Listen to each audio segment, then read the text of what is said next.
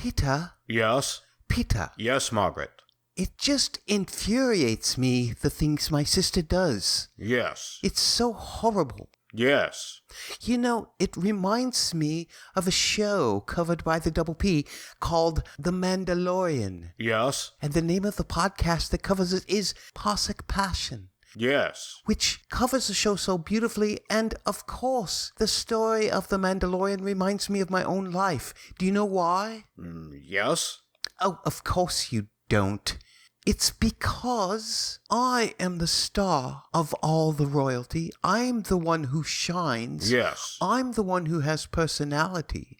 Yes. Just like the Mandalorian is the star of the show. Yes? But instead, we both get trumped by this little squatty green thing. Yes? Or in my case, my sister. Yes. Who steals everyone's hearts. Yes. You know what, Peter? I think that what the listeners to this podcast should do is subscribe to Pawsic Passion. Yes. And rate and review and download. Yes? And download again from a different app. Yes. Because while those boys, Bubba and Catfish, do sometimes fawn over that little green thing wearing a crown. Yes? They understand that the real star of the show is the Mandalorian. Yes. Subscribe, rate, and review today. Yes. Peter, what are you doing? I'm being stoic. Oh, bother. Pawsic Passion, people. Subscribe, rate, and review today. Yes. Part of Double P Media, doublepmedia.com. Spoiler alert, this podcast is going to be covering Season 1, Episode 6 through the Season 1 finale of The Crown on Netflix. If you haven't seen those episodes, get on it so that you can join us. You've been warned. It's Holly. Here we go. Here comes the Philip hate. I think they set him up as toxic from the jump. He's just a smug bastard. It's Matt. That's not to say that he was in the right. It's just to say that I feel like some of his lashing out is understandable, and some of his position of trying to box his way out of the corner from the very beginning is understandable. It's Bubba. Prince Philip demanded this wedding be on video, and yet for this, you got no video. Way to piss off the recently deceased, Matt. Wonderful panelists. He is a privileged jerk, but there's just something so honest and earnest about him that I can't help but like him. If I could just interject one more time. The whole process... We'll see if I allow this. Yes, okay. Okay. You're listening to Podcast Lilibet. Double P podcast. Double P. What I like to call double P. What I like to call double P podcast. They weren't nearly as meaty as the first 5, except for episode 7. That one had a lot going on in it. I completely disagree. Okay. Well, you'll do a lot of talking, I guess. In your face, Matt. How you like them apples? In my face. These apples? I like them just fine. Damn. He showed you with his actual apple. No. And while I wait for a witty comeback to enter into my brain, you just remember. Welcome to the Philip of Podcasts, a podcast dedicated to the greatest Duke of Edinburgh there ever was. No, wait. Welcome to Podcast Lilibet. That is the podcast that we actually are. We're covering The Crown on Netflix. We're dedicated to all things The Crown on Netflix. And today we're looking at the second half of Season 1. It is episodes 6 through 10, the finale. And we're going to be looking at historical events that coincide with it. We're going to be playing some funny games. We're going to look at any new characters that came along as well. And we're also going to go through your feedback as well as discuss these episodes at length to the point where, you know, it ends up being a fairly long podcast. But we've got nothing but time, so hopefully you can listen to it in segments if you need to. My name is Quadruple M. Quadruple M? Yeah, that stands for Mediocre Moderator Matt Murdoch. Oh. Yes, which seems quite appropriate. And I am happy to have feedback already coming back for this podcast, thanks to the wonderful people that we are associated with, Double P Podcasts. Don't forget that everything comes through them that's any good at all, and you need to follow them at the word double, the letters PHQ on Twitter or on Instagram. You also need to go to facebook.com and check out their Facebook page. That's facebook.com/the word double, the letters PHQ. Find them just anywhere. Like you can find the Podfather, who I will introduce first on this podcast. You can find him at Fit and Trim. That's, oh, wait a minute. Can somebody tell me how that's spelled? Well, Webster's Dictionary defines fit and trim as FITTENTRIM at Fit and Trim on Twitter. And that's right. And if you look at Webster's Dictionary and look up Fit and Trim, FITTENTRIM on Twitter, then you will find Bubba's face just plastered there. That's all it is. It's just Bubba's face.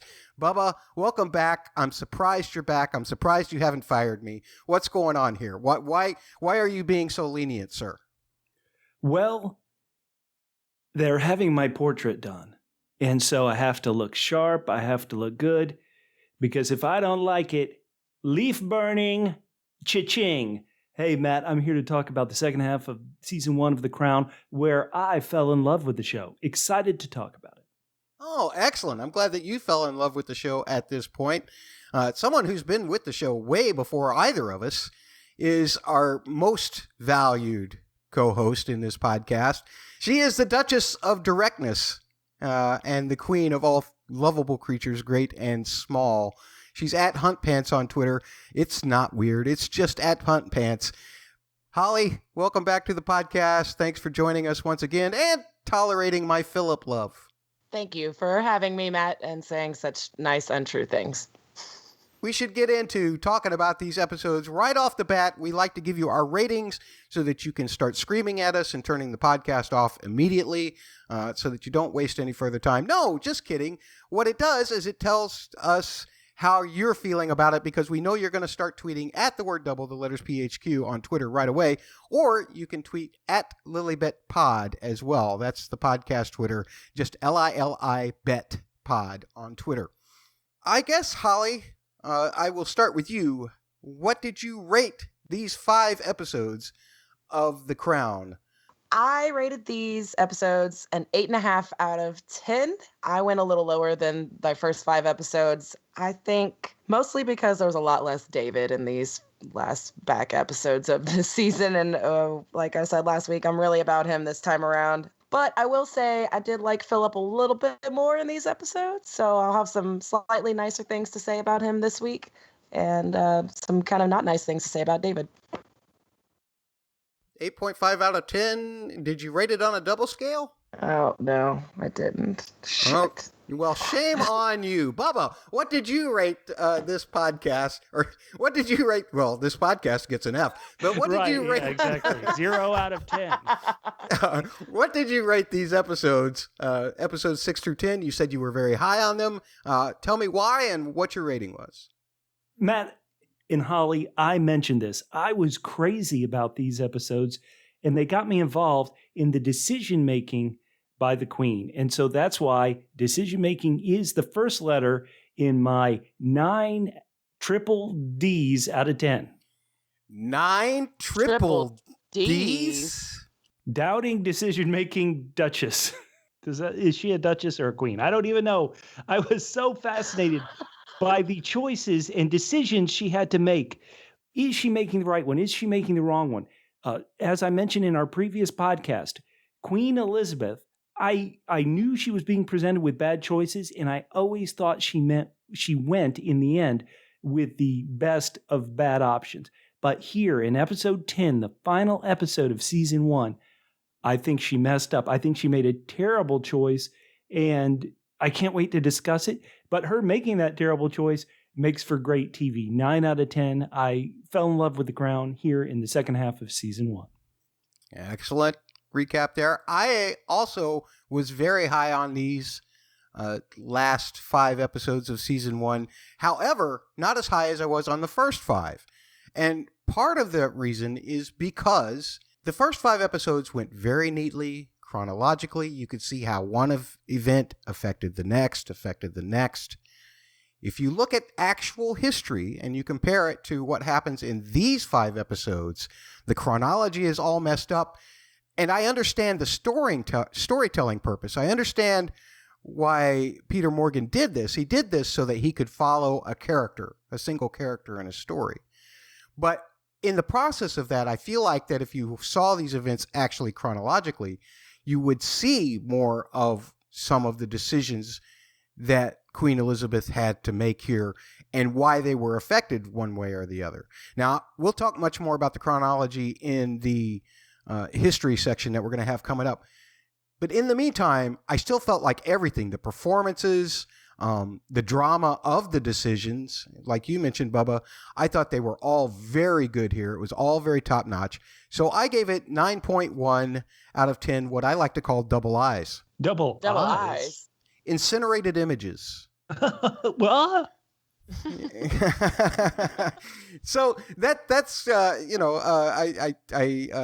wanted to burn the messing with the chronology down, much the way that Clementine burned that image of Winston Churchill. But nonetheless, that was really my only huge criticism of these 5 episodes.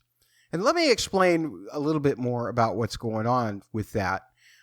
There's some really wonky time stuff that's depicted in relation to actual historic chronology, especially with when Foreign Minister and Prime Minister Eden and Churchill, respectively, got sick in relation to either the Russian bombing or to the coronation itself. A lot of this kind of drama that we saw play out between Churchill and Eden actually occurred long before the Russians ever tested that bomb. It had nothing to do with that.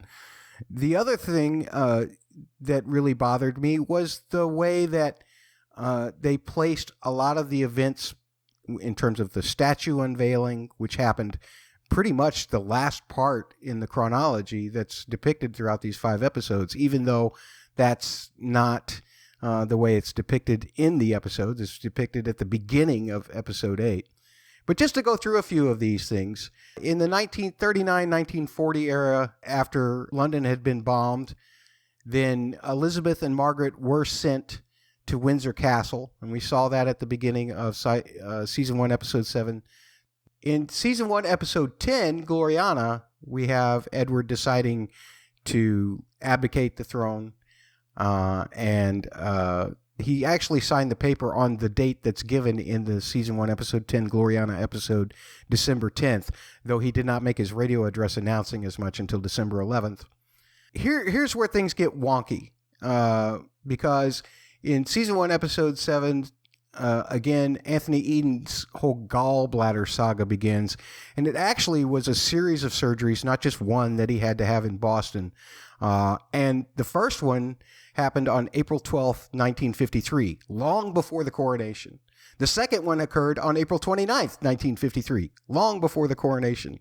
The third operation was actually performed in Boston at New England Baptist Hospital just a week after the coronation. So all of that stuff is just placed so that it can be put in drama with what was going on with Winston Churchill, who also was having his strokes just shortly after the coronation, not in August post the Russian bombing test. I need to make a correction about something I spoke out last week. The plucking of the fluff did not occur at the wedding for Elizabeth and Philip. It actually occurred at Elizabeth's coronation, and that was June 14th, 1953. Also from Season 1, Episode 6, Gelignite, Queen Elizabeth, of course, visited Northern Ireland. That was from July 1st through 3rd, 1953. And Margaret went to Rhodesia, which is now Zimbabwe, on June 30th, 1953, and didn't return until July 17th. And, of course, it was sometime during that time period that Peter Townsend was actually reassigned and sent away. The first Soviet thermonuclear testing did take place on August 12th, 1953. In Season 1, Episode 8, Pride and Joy, the Royal Commonwealth Tour that Elizabeth and Philip went on occurred between November 1953 and May 1954. Note that in the episodes, it's depicted after the unveiling of the statue, which is, it's actually over a full year ahead of when that happened. But they did that so that they could coordinate the Queen Mother's storyline about her going to Scotland and actually purchasing a home there. Season 1, Episode 9, Assassins. The King George Stakes, which is typically run in late July, early August of a year. And that in 1954, that was when Elizabeth's horse, Oriole, did win as a 4-year-old. Also from Season 1, Episode 9, Assassins, between August and November 1954 is when Graham Sutherland was visiting Chatwell and doing charcoal sketches and everything to prepare for his painting, which was presented on his 80th birthday. That was the first day of Parliament for that year. And then later the next year, April 5th, 1955, was Winston Churchill's retiring from public service. If you look at Season 1, Episode 10, August 21st, 1955, that was Margaret's 25th birthday when she announced her intention to marry Peter Townsend to her family. October 21st, 1955, Trafalgar Day, is that how they say that? It was a famous British battle, and that was the day that George's statue was unveiled, which, of course, had occurred long after the events of the Commonwealth Tour and all of that.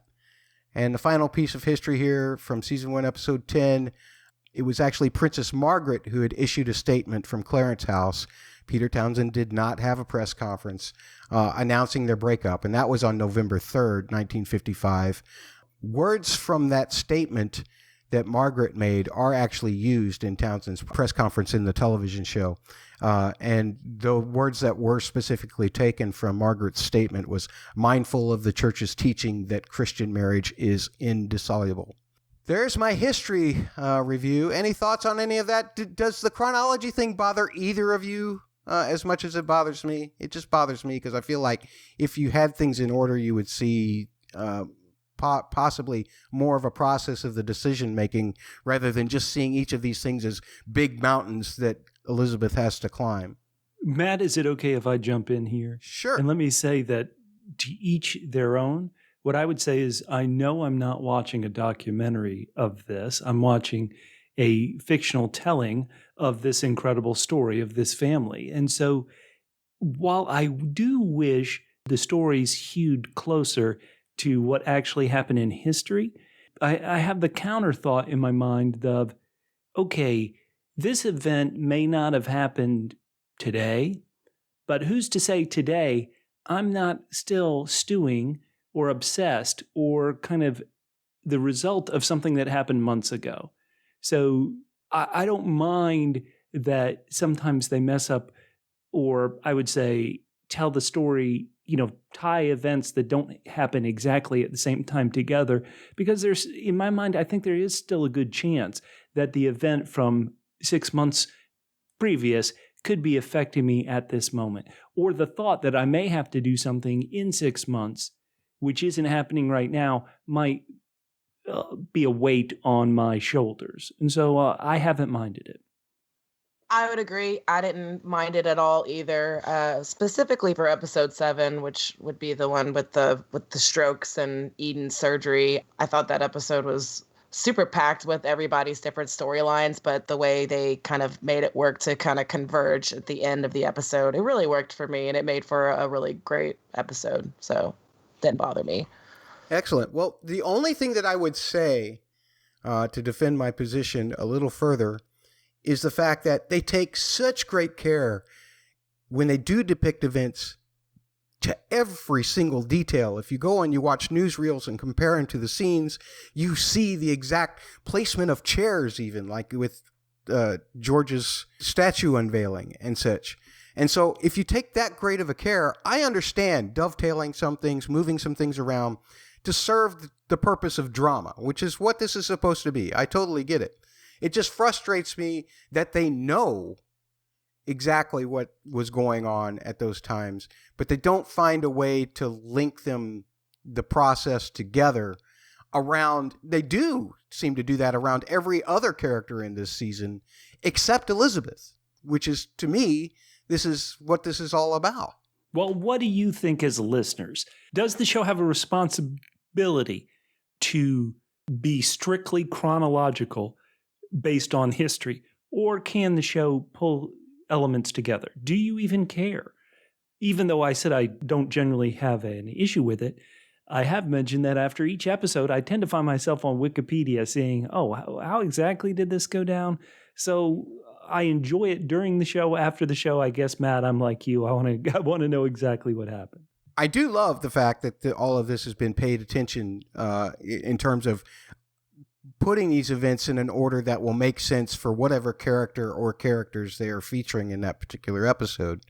And because of that, maybe we should look at some of our new characters or had questions about our old characters. I did have one question for you, Holly, regarding a character that we've already met, Bobbity Salisbury, who works in the cabinet. In the course of these episodes and throughout the whole of this season, this guy's working a lot of stuff. I mean, first he aligns with Eden against Churchill to get Churchill out of there. Then later on, he even tries to get Lord Mountbatten to get the Queen to get rid of him. And then the next thing you know, he's making sure to protect Winston Churchill and what's going on with his health from the Queen. So how shifty is this guy? Is he just a politician? What's going on here? Yeah, I think he's probably, I don't know if they say it in the episode, but he's definitely one of the ones in episode 10 that we're told is threatening to leave the cabinet if Elizabeth allows Margaret and Peter to marry. He's definitely that type. Understood. Bubba, any thoughts on Bobbity Salisbury? Well, there's an expression from 1954 that I think would have been perfect for this gentleman. Uh-oh. Bye, Felicia. With that, let's move on to some double ends. Double ends? Yeah, new notables. The characters that come a little more prominent in this back half of season 1. The first one we want to address, and Holly will love this, I hope. Michael Adine, who is the senior. He's the heir, as opposed to the spare of Martin Charteris. He becomes Queen Elizabeth's private secretary after Tommy Lascelles retires. And he was the secretary from 1953 to 1972. He's played by one of our favorite actors, Will Keane, who is Daphne Keane's dad. And also, Daphne plays in the podcast we do, his Dark Materials. And he also plays Father MacPhail in that particular series as well. So Will Keane, this is nothing new for you and me in terms of seeing him be kind of the guy on the outside, working his way in, not really making great decisions all the time.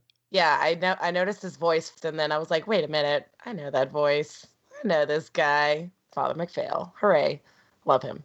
On the other side, we have what might have been a love interest for Queen Elizabeth before Philip came into the picture, or at very least, someone who was definitely a friend of the family. Henry Herbert, he's the 7th Earl of Carnarvon. Is that how you say that? Carnarvon, yeah. Everybody knows him as Porchy. He was the Queen's childhood friend and a racing manager. And he was heir to the Duke of Carnarvon and using the courtesy title of Lord Porchester. And as a young man, he was the one who took Princess Elizabeth to like balls and parties like that. And of course, it's insinuated in these episodes that he might have had a thing for her. But I don't know how much truth there is to that or not. I haven't done any research in that. And Graham Sutherland, who was the painter, somebody who we all know from Game of Thrones, Stephen Delaney. That's right, Stannis Baratheon is your painter for Winston Churchill.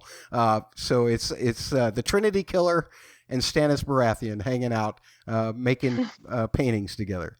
Bubba, any thoughts? Does Stephen Delaney excite you at all as this character? I found him intriguing. I don't know about you. Well, he's a one-off character, unless I'm mistaken. He only appears in this one episode. And it's always fascinating on this show, which is so obsessed with people in power, to see someone who's, quote-unquote, the common man. He is an artist and he has renown, but he kind of doesn't have any governmental power. What he says doesn't really matter. And so characters like that, when they do pop up on The Crown, they're brilliant. I love watching them. Yeah, especially it's funny that what they say doesn't really matter, especially when they're actually trying to tell Winston Churchill that they admired him and that they thought they saw truth in the painting that they had done. but Churchill didn't find any truth in that whatsoever. One of the things that I want to do so that people will listen to the entirety of this podcast rather than just basically, decide to skip ahead. Fact checking. They're like, you know what? I'm going to listen to the fact checking, then I'm leaving. Yeah. But I thought it might be fun just to kind of lace some of the feedback that we've already been getting in between in different parts. And Bubba, I'm going to turn to you and ask you if you would want to share the note that you got from Richard on Facebook at, again, facebook.com/double, the letters PHQ.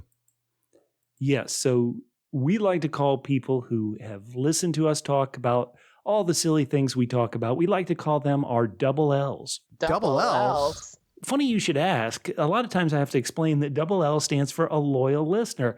And we got a great bit of feedback from a loyal listener by the name of Richard Hall. Richard wrote to us, just wanted to say hi. I have listened to the Twin Peaks podcast, The Gifted and the Damned, the Terror podcast, #Ice Cold, the Joffrey of podcasts about Game of Thrones, the Last Kingdom reviews on Double P Podcast, Babylon Berlin's Babel podcast, and Winding Cave's Dark podcast. I absolutely love them all.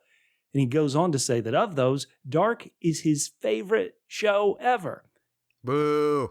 Hey. That's a accurate statement he made. It is. He is accurate. It is his favorite. Now, Richard ends by saying that he hasn't watched The Crown yet, but he'll probably listen to our podcast anyway, and looking forward to all of your upcoming content. Thank you so much, Richard. We talk about things that we think are interesting. I think you should watch The Crown. I think you'll be fascinated by it as we are. Once again, to be like Richard, reach out to us and talk to us. We want this to be a discussion with you. You can find us at double PHQ. That's the word double, the letter P for podcast, then HQ for headquarters, at double PHQ on Twitter, Instagram, facebook.com/double PHQ. Leave those YouTube comments. We love them. Absolutely. Search for Double P Media on YouTube.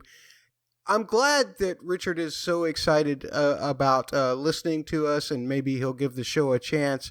Someone who doesn't seem to want to give a show a chance is another person who wrote in on Facebook, facebook.com/double, the letters PHQ. And this is Seth Bell, who is a double L. He's a loyal listener, and we love his opinion on this. But he said when we posted our first podcast on the Facebook page, he said, I can't even give this a chance. Did you run out of ideas? I truly miss Podcast Winterfell featuring you all. The best of times. Still listening, of course. So he's going to listen to the podcast. But yeah, thank you, Seth. We appreciate it. I'm sorry that you seem very down on The Crown. I can't imagine you not liking it. Well, here's a question for you guys and for you listeners. Don't you think if Seth enjoyed Game of Thrones, where there are all these political machinations, these intrigues, this family drama, don't you think he would love The Crown? Okay, apparently not. I thought he would. Okay, I was Allie, going to say, we're lacking dragons and we're lacking some heavy nudity here. Well, so not to make assumptions. I haven't seen season 3 yet. So Tommy Lascelles, here we go. Yeah, maybe we should get back into playing a game about our characters instead on that note. Why don't we play everybody's favorite game, especially Holly? This has got to be her favorite game. One Lump or Two. And that's where we take characters from this set of episodes and we decide which of them is grumpier. Who needs more sweetening? Who needs that second lump of sugar in their tea? And we did polls, again, at Lilibet Pod on Twitter. That's Lilibet Pod on Twitter. We do polls for these every time, and I want to share with you the results of the last One Lump or Two contests here. The first matchup was between Queen Mary of Tech and Tommy Lascelles. Okay. Listen, Queen Mary is the star. She had to have won that poll. People want to give her an extra lump of sugar. You would think so, but the truth of the matter is that out of 800 votes on the 100 Twitter, it was a pretty smashing victory for Tommy Lascelles.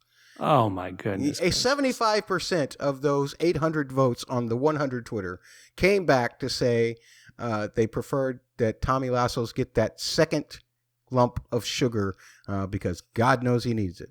Incredible. That's one of the results from the last time around, and we'll give the other ones here in a second. But first, it's time for us to play the game for this week's characters. We're going to do one person, and then we'll go to another poll, and then go back again. But the idea is one of us picks out two characters, and the other two have to debate the opposite sides, and then the person who asks the question gets to decide which one of the two people are right. Bubba, do you have a one lump or two matchup for us this week? Well, it's going to be slightly different in that is the painting that Graham Sutherland did of Winston Churchill. Did it need a extra lump of sugar to sweeten him up a bit, make him seem a bit sweeter?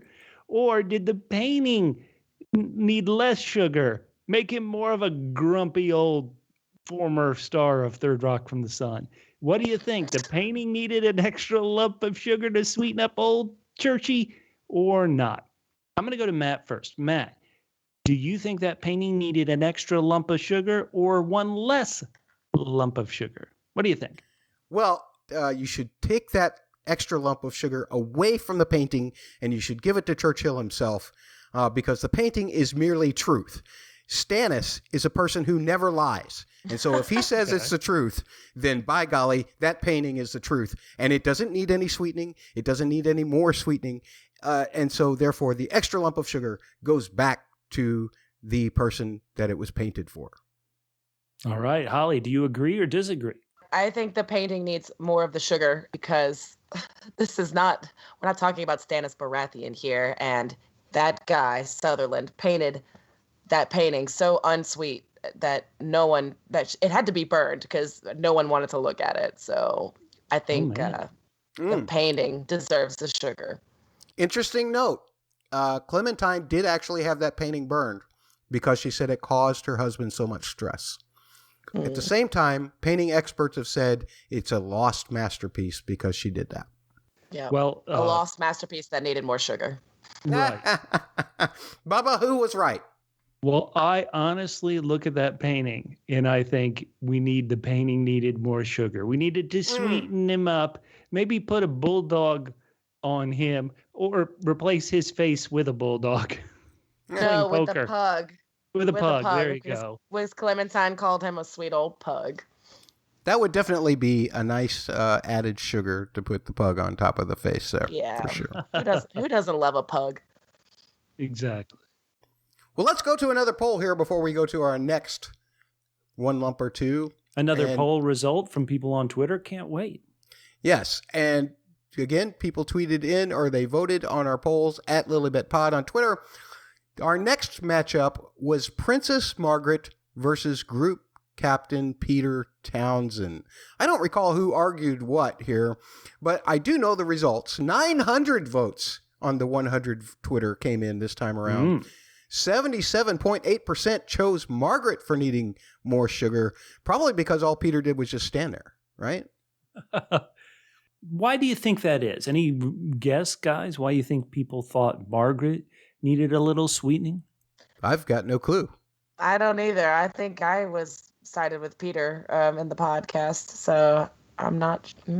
Well, Margaret does, both of these sisters who are such fascinating TV characters, Margaret does have a bit of steeliness to her, a bit of kind of rigidity to her that she and her sister share. So maybe a little bit of sugar or, what we call sugar here in the United States, cocaine, could have loosened him up a bit.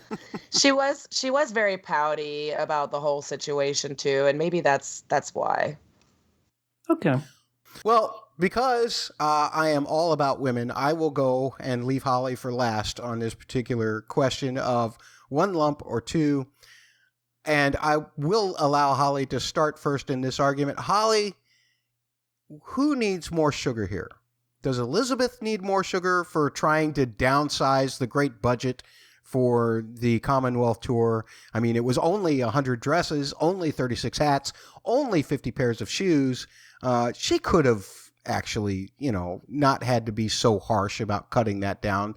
Or did her wardrobe guy need more sugar for trying to commit international herbicide, killing all indigenous plants all across the world during these Commonwealth tours in order to, put on her 100 dresses. Wait. You're saying all the dresses were killing plants? How? I'm saying that he wanted to put a plant on each one of those dresses. Oh, yes, that's right. Okay. Oh. I think Matt has had some stuff that the English call sugar. Okay, I'm gonna go with the wardrobe guy, I guess. Yeah, he's killing plants. I mean, what good is that for the world, right? Yeah, that's bad. Let's give him some sugar so he thinks about sugar plants instead of all of these other plants, and maybe he just puts sugar cane stalks on each. I don't know. or better yet, maybe he comes when he realizes that sugar comes from plants, he won't want to kill all of them all across the Commonwealth. Bubba, you have to argue the other point. Why is Elizabeth needing more sugar here? Because what is the Commonwealth Tour? It is a pageant. It is the dreams that dreams are made of. This doesn't have anything other than to give us a thrill. This is the Macy's Thanksgiving Day Parade of world tours. And so, sweeten it up. Go all out. Marching bands. Underdog as an inflatable animal in the parade. Let's go, Elizabeth. Sweeten it up. That's what I say. Wow, you make a pretty convincing argument there. But I was already agreeing with Holly before we even started this. So I'm going to choose that Holly wins. Folks, we're going to put all of these polls up on the Twitter once again at Lilibet Pod on Twitter. That's LILIBet Pod on Twitter. One more poll to go through before we get to Holly's question regarding which of the characters that we saw in these episodes needs more sugar. This poll came from last week, and the matchup was Winston Churchill or Anthony Eden. Now that's tough. How could the listeners choose between two perfect solutions? I have no idea. Which one won? It's amazing. It's amazing. This has never happened before. No. 600 votes on the 100 Twitter. I mean, it's too large of a sample size for this to happen. Incredible. It really is. A direct tie. Equal votes. 300 apiece on the 100 Twitter. Churchill and Eden each get 300. I can't explain it. I've never seen anything like this before in my life. Folks, we'll just have to assume that they both could probably use about a pound of sugar in each of their teas. Holly, who is your one lump or two candidates for this week? Okay, well, regarding the big theme, I guess, of this season with involving Margaret and Liz, I'm going to pit them against each other, relating to Margaret's marriage. So, as far as the situation goes, who needs more sugar in their tea? Is it Elizabeth or is it Margaret? Well, I'll jump in and go ahead and say, you said in relation to the marriage, which got called off and which didn't happen. This depression that poor Margaret's going through can only be solved with sugary sweets. Give her some sugary sweets to make up for the fact that her sweetie flipped and went to Belgium. She lost her Belgian waffle, and now she's going to need some delicious scones. Give it to Margaret. I think that Elizabeth absolutely needs more sugar. She got jealous of her group captain, Peter Townsend, her equerry? Keep saying it. Yeah, keep saying it. One of these Words work so good in a podcast when you know how to say them. I don't. So her group captain, Peter Townsend, all they did was take a few photographs, ask him a few questions, and she rushes it off, telling Margaret, nope, you don't get to say goodbye to him. Just go. I'll listen to Tommy Lascelles, who's the person who needs, a whole sugarcane field dumped on him. So she definitely needs more sugar at this point. Holly, who's right? I think Matt's right, because it maybe I was with you. I was with you, Bubba. But I think Matt's right, because if Elizabeth maybe would have had more sugar, she would have been nice and given the marriage to her sister. That's going to do it for our polls, or for our questions this week. Again, we'll put them on the poll at Lilibet Pod on Twitter. Hopefully they will be retweeted, or at least a couple of them will be retweeted so that you can find the rest of them when you go to @PHQ on Twitter. Guys, Yeah. time to get into talking about these episodes. Can't wait. I've got several selections, several different kinds of styles to do the recaps this time around. Okay. I decided to be a little creative. Not really. I'm really terrible at these, but I tried anyway. We're going to start with the first episode we're covering tonight, Season 1, Episode 6, Gelignite, written by showrunner Peter Morgan, directed by Julian Gerald, and this is what I like to call the standard double P reading recap. A newspaper debates about becoming a tabloid or not, as indiscretions of Peter and Margaret are discovered. Margaret and Peter invite the Queen and the Duke for a double D, Double D. a dinner discussion, to ask royal permission to marry. Word of the article comes from the publisher to Tommy Lascelles, who immediately jumps into action. Elizabeth advocates for Margaret exploring workarounds, but once the story comes out, a decision is made to send Townsend away. In an effort to soften the blow, Elizabeth promises to keep Peter around long enough for Margaret and him to spend time together, but as Margaret is on tour in Rhodesia, the Northern Ireland tour proves to Elizabeth that Townsend must be sent away before Margaret's return. Tick, tick, tick, Tommy, that's a quadruple T, Very whisks Peter out the door, resulting in a very menacing phone call from Margaret to her sister. Dun, dun, dun. Holly, do you have any notes on this particular episode? Was this the episode that swung you in terms of the whole Margaret-Elizabeth debate for who needs more sugar?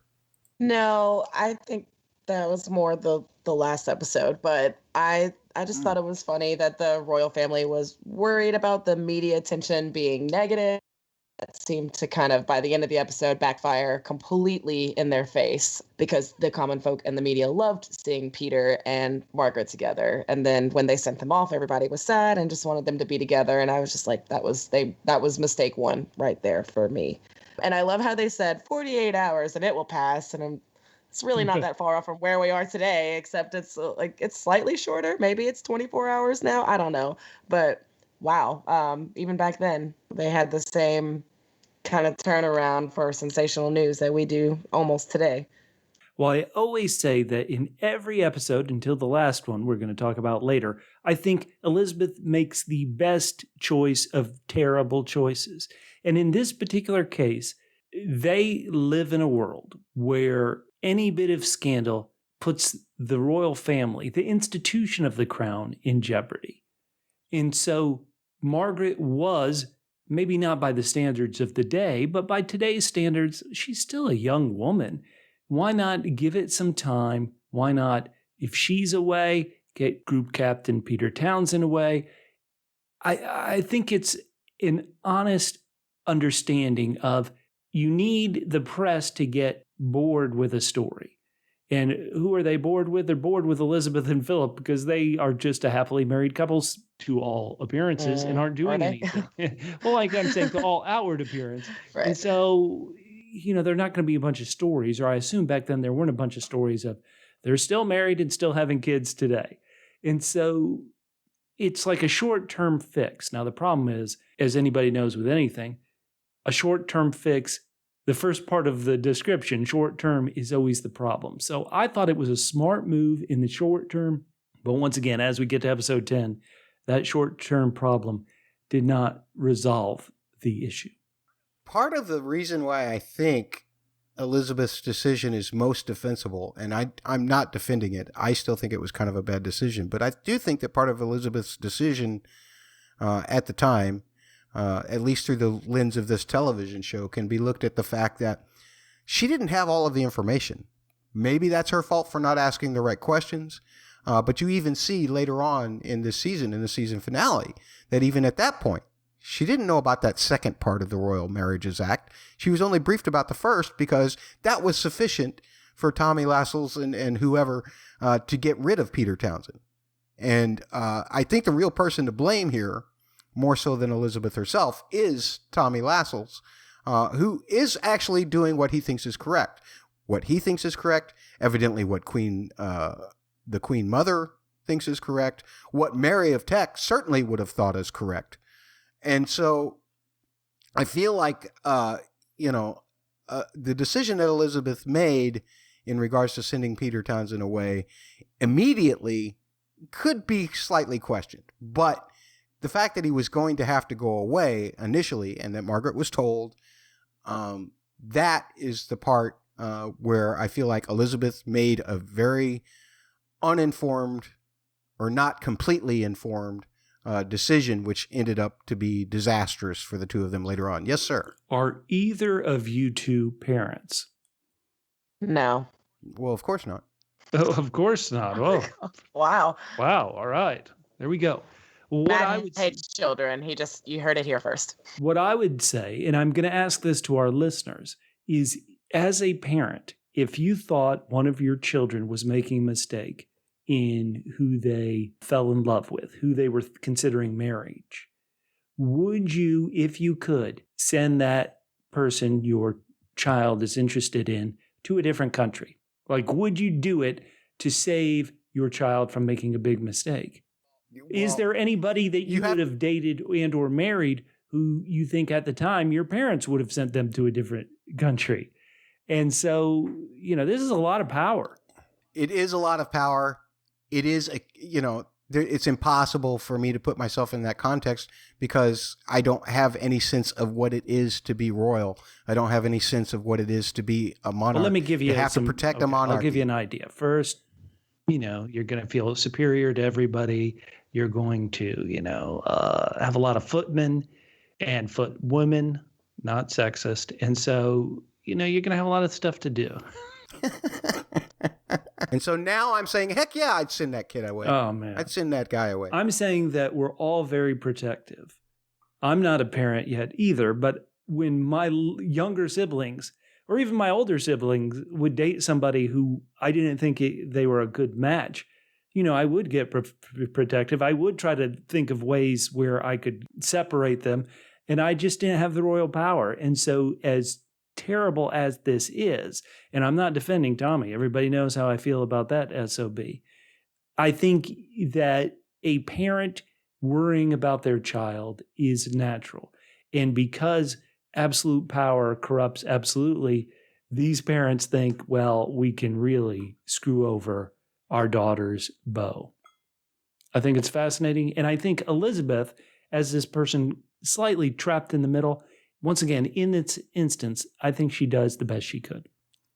The interesting thing that I find also about this is Philip's opinion on it. Even though later on, him and Margaret kind of both are so disgruntled in like the season finale that they kind of realize each other's positions on this.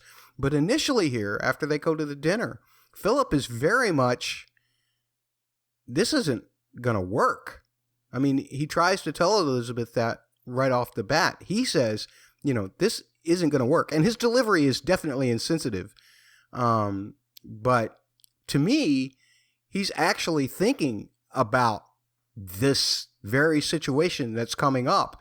And his pledge to her father, to George, what King George, was to protect her from things like this, to love her, that she was the job.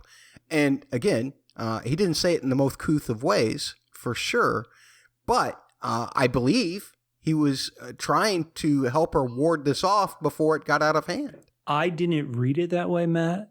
I read it, and once again, this is a character. I don't want to talk about the real people in this history situation, but the way the show presented it to me almost was Philip was a bit of a snob, and he saw Townsend as below him. And that's what I thought. What did you think, Holly? I agree with Bubba here for sure. Yeah, it didn't really seem to be coming from a place of protecting Elizabeth at all. He was just worried about how it'd make him look by reflection. Oh, that's a great point.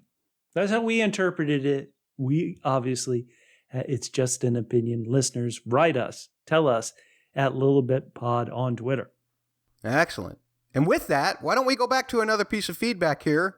Maybe this one is from Susan, our good friend at Black Eyed Lily on Twitter. Lots of stuff she has to say here, so maybe we'll split it up in our reading. But I will start it out. Susan says, I've really enjoyed the series The Crown since it first premiered, so it was really a pleasure to listen to your first episode of Podcast Lilibet. I fully admit that I am one of those Americans with an affinity for everything British, and apparently that extends to The Crown. I acknowledge that this seems rather silly. My political and social views should make me an anti-monarchist.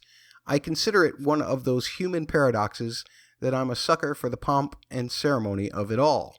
I compare it to my Catholic upbringing. While I'm not a practicing Catholic, I have a soft spot for the ceremony of the Mass. So it was fun listening to you all talk about your favorite characters in this dramatization of real people and the additional information about them that you brought to the discussion. Yay, that's a vote for our history sections. I especially appreciated Matt's fondness of Queen Mary. Yes, I'm very fond of Queen Mary. There's a documentary on YouTube titled Queen Mary, How She Saved the Royals that I think you would enjoy. I will note that. Everybody else should note that too. Even though it definitely has real bias, it covers Mary's background and how central she was to the role that the British monarchy survived past World War I when their German and Russian cousins didn't, which is something that I feel like weighs on all of these monarchs' minds personally as they go forward. It's because there's a lot of damage that could be done just from their past, and so they're trying to keep damage from happening in the future or in the present.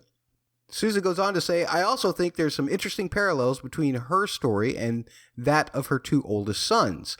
Mary was originally engaged to Prince Albert Victor, the oldest son of the Crown Prince during Queen Victoria's reign, but he ended up dying of influenza.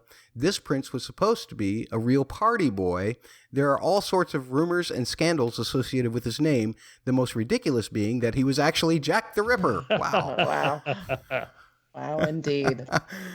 Prior to his engagement to Mary, Albert Victor was supposedly in love with a Catholic princess from the deposed French monarchy, and even suggested that he would give up his place in the line of succession to marry her. However, her father forbid the match. After this, Queen Victoria suggested Mary for his wife because of her serious manner and reverence for the monarchy. After Albert Victor's death, the royal family encouraged a match between Mary and the next oldest son, George, who later became George V after the death of his father, Edward VII.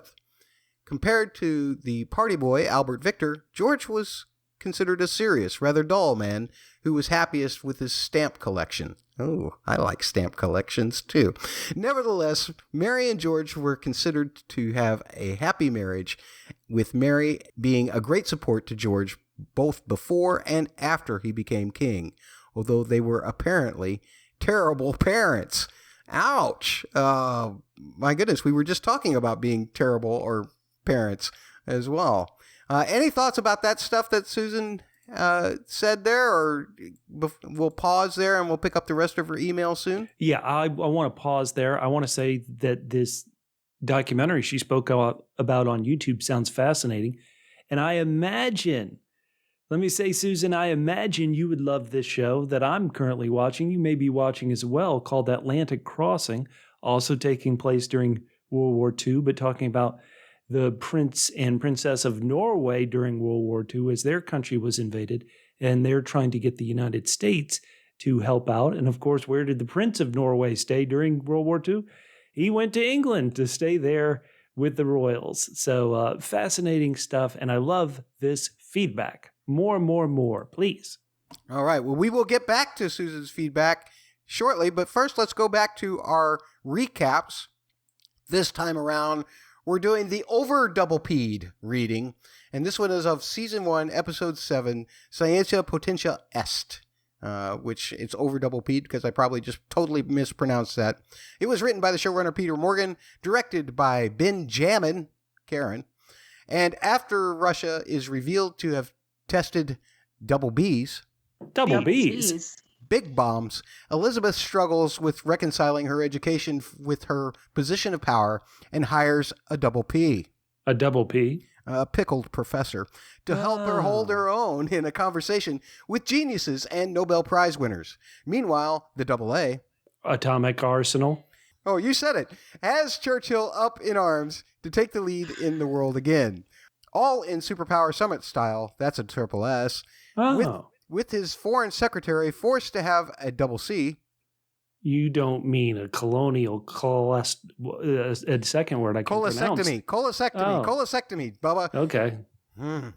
Winston finds himself having a stroke, not the lucky kind, not once but twice. An effort is made to conceal this from the Queen, which forces her to order a search for a 20-year-old notebook from her childhood across every estate in the royal family so that she can properly scold Churchill and Bobbity Salisbury like the nanny for their decision regarding the Prime Minister's health, the punishment that all old white British men seem to crave. Philip continues to engage in activities away from Elizabeth, and Tommy Lascelles is retiring, which stirs up a disagreement between the Queen and him about his replacement. Deputy Secretary Martin Charteris and the senior of the two Deputy Secretaries, Michael Adine, are caught in the crossfire, especially after Martin jumps the gun and starts coming up with some landscape planning. That bit you spoke about there at the end, Matt, is just another reason why this doesn't make any sense. This is a story where the Queen wants to make a decision and she gets overruled by her secretary, by Tommy Lascelles, who gives a rat's ass about the order. And then Michael Adine is next in line. Who cares? She has built a rapport with Martin Charteris in the show. It makes no sense. Hey, it's Michael's turn. Guess what? This is not about turns. This is about what's best for the Queen.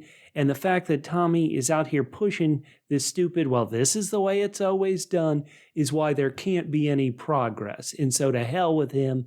I'm anti-mustache. Maybe that comes up in season 2 about these old fogies around the crown. But it just made me hate Tommy even more. That's interesting because I feel like what Tommy Lascelles is doing here is exactly what Queen Mary of Teck was instructing Elizabeth to do, and that is to not allow individuality become part of the monarchy. What, because of a tree trimming? No, because you want Martin Charteris to be it because he's closer to the Queen. She gets along with him well. These are the arguments she made.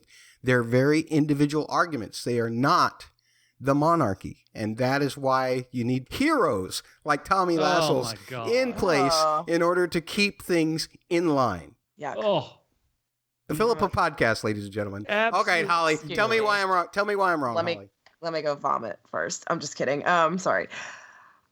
Part of I agree with you, Bubba, but I think part of this is on Elizabeth because I don't know. I think Tommy is like low-key like manipulating her, but he always presents what he wants and then follows it up with, but you are the Queen. It's ultimately up to you. And they were going to go ahead with it until the whole tree incident. Like maybe Martin, this is Martin's wife's fault too. She got a little ahead of herself. Like they weren't even moved in. She's like, I don't like that tree. And then maybe if he wouldn't have overstepped his bounds a little bit, giving Tommy more reason to hate him and complain to him about the Queen, it might have worked out fine.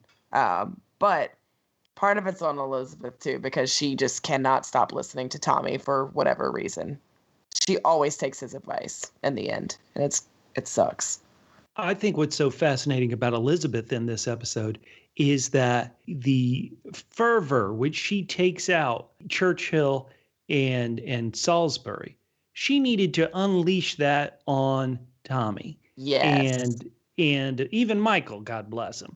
And what's interesting is she doesn't. She's getting frustrated in so many places, and it's like, okay, I'm allowed to take my frustration out on the Prime Minister in this case, and she doesn't. And she has this wonderful pickled professor, as you described to Matt, and he was wonderful. The fact that he's not in every episode getting sauced and telling her what to do, that's the main reason why the Crown's in trouble.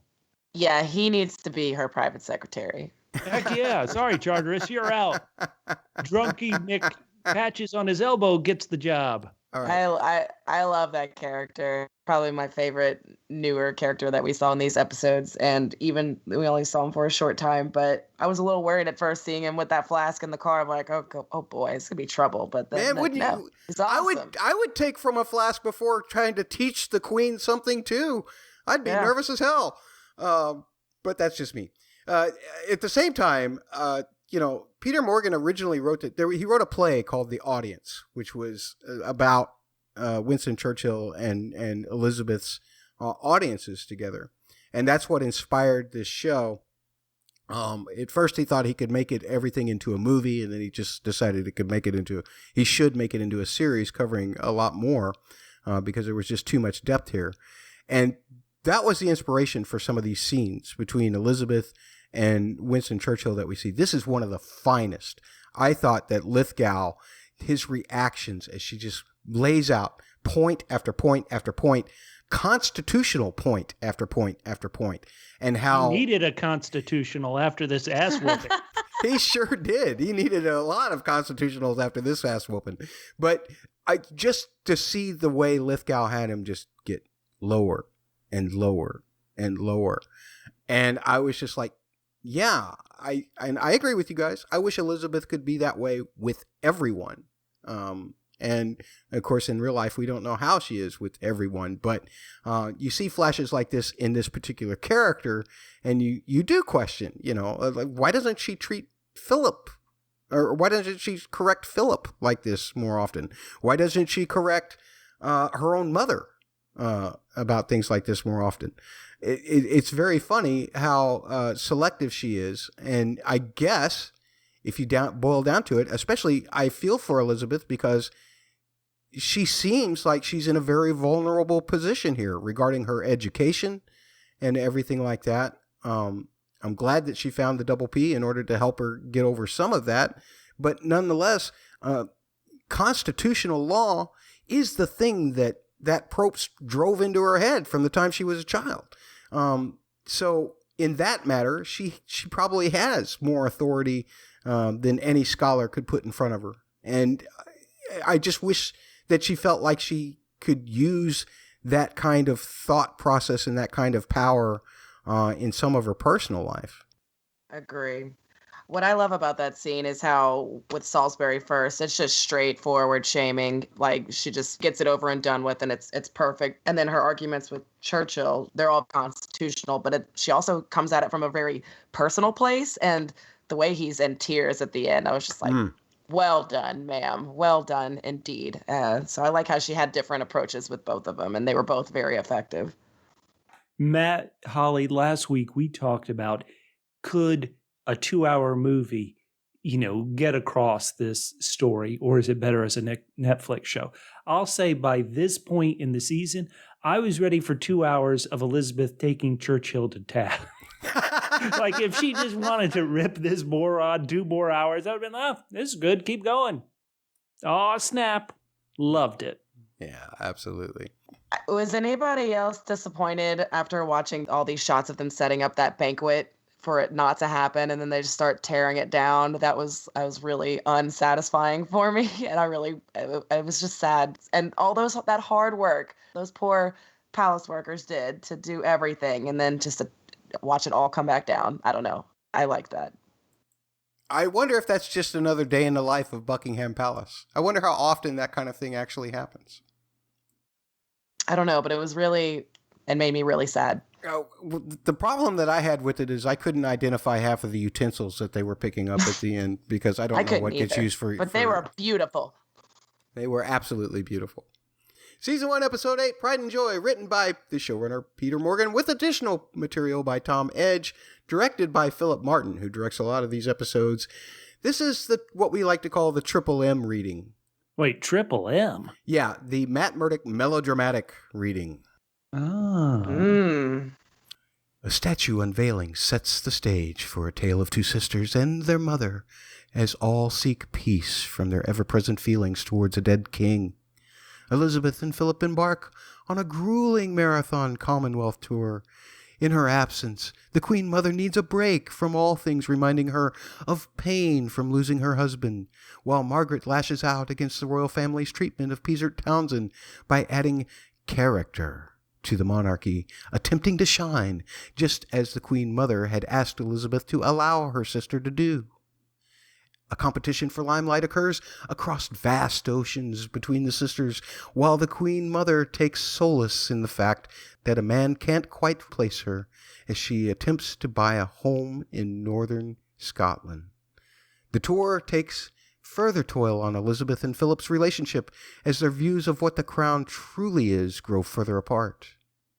Churchill's words ring in Elizabeth's mind as she tries to meet her deceased father's expectations, all while Margaret's duties in Elizabeth's absence put even a different spin on the debate of monarch versus monarchy. As the Queen Mother is called back from Scotland to take over the duties that have been assigned to Margaret, Elizabeth decides against advice and concludes the Commonwealth tour in Gibraltar, demonstrating her viewpoint on monarch versus monarchy. When Elizabeth and Philip return, a showdown between sisters is inevitable. After the matter is settled for now, the Queen Mother returns to Scotland, still in search of her own peace. What you got, Holly? I think you might have this in your notes, but I love the Queen Mother in this episode. I like this Scotland storyline the best, especially with this castle owner and this whole game they're playing, he doesn't realize who she is until the very end. I just thought that was really cute and charming. And yeah, it did make me feel a little bit of empathy for the Queen Mother, who has been previously kind of cold, but I was feeling her grief this time, and it just made me really sad. And I appreciated her a lot more this time. Yeah, there's very few episodes in this first season where I really dislike the Queen Mother Elizabeth, but the last episode, I did not care for her that much. On the other hand, this particular episode, there's just so many things that are personal to me about the way she was telling her friends about dealing with her husband's death that I even see my mom continue to go through. Again, it's only been a couple years since my father's death, but it was something that just totally destroyed me and made me want to reach out and hug her. And, again, this is just dramatization. We have no idea how much of this is true to the Queen Mother's character, but I still feel where I felt the need to just give her a big hug and say it's okay. Bubba, what are you thinking?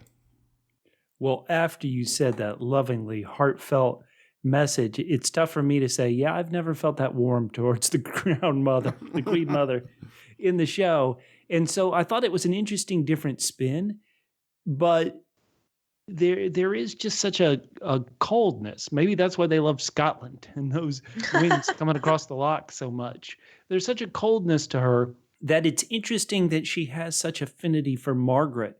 Margaret, the one of all of them who has a little fire in her. You know, that storyline, I liked it a bit, but of these characters, the Queen Mother was the one I was least interested in.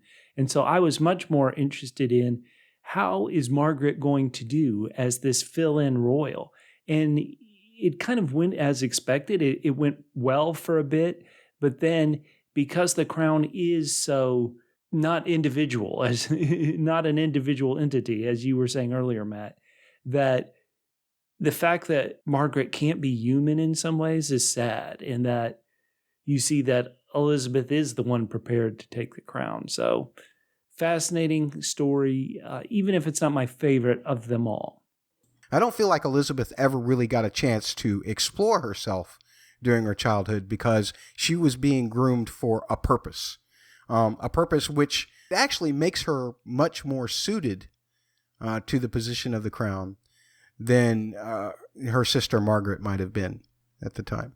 She absolutely was getting jealous, though, of Margaret's attention, especially when things were going well and how well received she was. And I agree with that. Yeah. So for me, it just still kind of comes down to, regardless of how each one of them are brought up, it's a sibling rivalry, which is relatable to anybody who has siblings. I saw myself and my brothers, like how we pretend which one of us is the favorite or not the favorite. And like I saw that clearly just watching that episode. And I think a lot of other people will too. Matt, you said that Philip has the right concept about the Commonwealth and about protecting the Queen. It's tough for me to see those positive traits in Phillips because he is so prickly. Here I'm using another P word. Well, I think it is about the delivery. I think that makes him very unlikable in a lot of ways, Bubba. I totally agree with you. If he could find a way to express what I feel is behind the meaning of some of his dialogue, then you wouldn't have the same character. But I think you need that character for the case of a dramatization, especially to present an additional thorn in Elizabeth's side. She's my hero. That doesn't mean that Philip can't be good in some ways and bad in other. He can be ambiguous or what have you. But he's in the room with her more often than most of the characters that we see, others than maybe the Prime Minister, throughout the whole course of this season. And so you got to have somebody in those scenes opposing her. And it's not so much the idea. Again, I think it's the delivery. And Matt Smith, he just absolutely is brilliant at being just a schlub, you know? He made a comment up during the costume fitting, as he referred to it, when they're trying on all their clothes, as just like a coat of paint, you know, and he's not wrong. So there's a lot to hate about Philip, but I think a lot of his observations on what the family is are also 100% accurate. And it's really interesting to see him kind of battle it out within himself. What I like to think is that Peter Morgan baked into Philip in terms of this series is that Philip was always, Prince Philip, the real Prince Philip, was always forward-looking. He could always see what was coming. Now, I have no idea if he actually delivered these things in such a prickly way as has been described at the time. But he foresaw that the Commonwealth was not going to be there forever. He foresaw that, you know, you needed to bring television into the coronation. You needed these kinds of things. Philip was essential. You know, there's lots of things that we'll see in future seasons that show Philip being forward-looking as well. It's just, man, the guy's got great ideas. He just doesn't know how to say them out loud. You know, I'm sure in his head they sound great. That's the way I podcast host too. Really great ideas out loud. Forget about it. No. That's my gig. You can't have that one. You have to actually be smart. Aw. Why don't we go back to Susan here? Yeah, Holly, why don't you read these? Oh, no. Some of these. Okay, so Susan continues on. I feel like you can make some real comparisons between Albert Victor and the latter David, who was for a short time Edward VIII before his abdication, and George V seemed a bit like his second son, George VI. Both were more serious than their older brothers, and neither was originally expected to become king. I understand Holly's appreciation of David, but I will reserve my opinion of him until you have reviewed a few more episodes. I was on my honeymoon in Great Britain way back in 1986 when they were burying his wife Wallis Simpson alongside David in a royal mausoleum on the grounds of Windsor. Spoilers, just kidding. You got married in 86? Not a spoiler. I was thinking more about Wallis Simpson dying. She should still be alive. Well, the burial, actually, for me, that she was allowed to be buried there. That's crazy. Anyway, she continues, it was hotly discussed topic in the little pub where we were dining at the Wilds of Wales the night of the burial. If I had one criticism of The Crown, I think they failed to develop Wallis's character and David's storyline much at all. She just sort of exists in the background, which feels quite out of character for Wallis Simpson. But again, I won't comment any further on her at this point in the series. I don't know if I completely agree with Susan here, because even though she doesn't have a lot of lines when she's in scenes with David, she is present, and I seem to take notice of her, and at least David's infatuation with her, which says everything about why he left to begin with. But I will also look forward to seeing more to see where this goes. I want to say that I agree with Susan's take, but I almost think the show is making possibly a wise choice in it. Wallis, once again, as a character in this show, not as a real person, but as a character in this show, the most important thing about Wallis is how Edward feels about her. And so the fact that we're seeing what we see of Wallis always through his eyes in the letters he writes to her and such. That's a great point. I think it actually works. Is it though, Bubba? Because we see her reactions to reading those letters as we hear his voice in some of these earlier episodes. And she's quite pleased with what she's seeing, what she's reading. Can you blame her? I mean... I'm just saying we can't discount the fact that I feel like those express volumes about how she feels about all of it as well. On the other hand, I like that Susan is reserving judgment in regards to David, because I feel like a big turning point is in an episode that we're going to talk about tonight, where David says, yeah, I'm not going to leave. We're not going to leave. Oh, wait a minute. If you pay me, we'll leave. So his love has a price, Holly. His love does have a price. As does mine. And so before we read the final bit of Susan's feedback, and we love feedback so much, listeners, once again, at Lilibet Pod, at double PHQ, the single letter P, the letters HQ for headquarters, at double PHQ. Tell us what you think about season 1 as a whole. And hey, we're going to be doing season 2 in a bit. So if you have some feedback on season 2 of The Crown, let us have it, please. Guys, we got 2 more episodes to go. Are you ready to dive into Assassins, written by Peter Morgan, with additional material by Nick Payne and directed by Benjamin Karen? That's been jamming. Karen.